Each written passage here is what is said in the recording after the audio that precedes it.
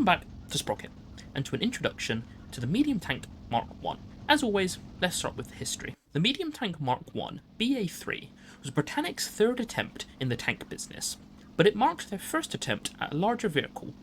Whilst the designs for the Light Tank Mark I and II were being tested, the lessons already learnt from their creation were in the process of being adapted into a heavier design. The culmination of these efforts, combined with an ongoing search in the army for a replacement medium tank, resulted in the 1935 design for the Britannic Medium Mark I. This tank borrowed heavily from other vehicles, not only in Britannic's arsenal, but elsewhere as well, with specific elements of the Vickers mediums being adapted.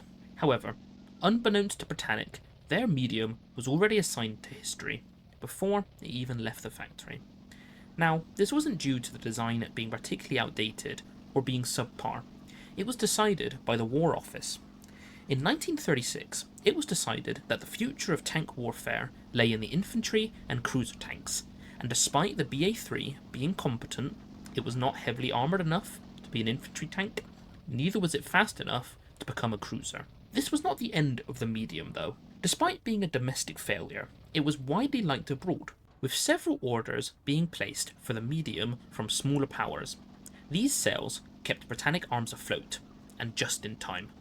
The turbulent times of the mid-1930s gave way to an age of rearmament. Here we are with my first attempt at a medium tank.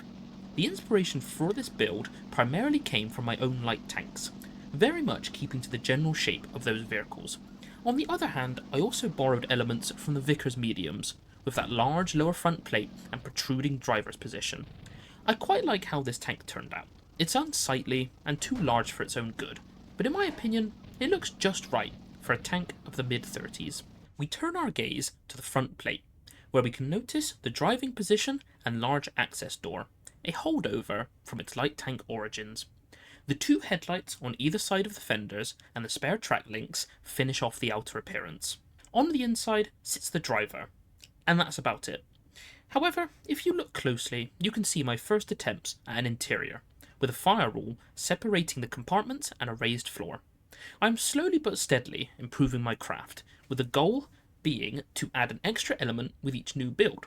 Moving towards the back, we find the engine, transmission and fuel tanks, all encapsulated within the rear compartment. This shows one benefit of the large size.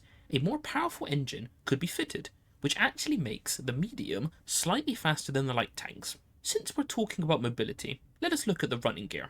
4 suspension bogies with 4 road wheels apiece gives quite a smooth ride on uneven terrain, making the tank quite the stable firing platform.